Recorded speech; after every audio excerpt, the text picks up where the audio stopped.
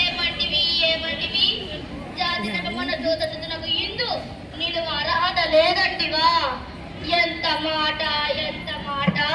ఇది క్షాత్ర పరీక్షయే గాని క్షత్రియ పరీక్ష కాదే. కాకూడదు. ఇది కుల పరీక్ష ఎందువా? నీ తండ్రి భరద్వాజను జననమెట్టిదిరి, అది జుభుత్సాకరమైన నీ సంభవం ఎట్టిదిరి. మట్టి కుండలో పుట్టింది కదయ్యా, నీది ఏ కులము? ఇంత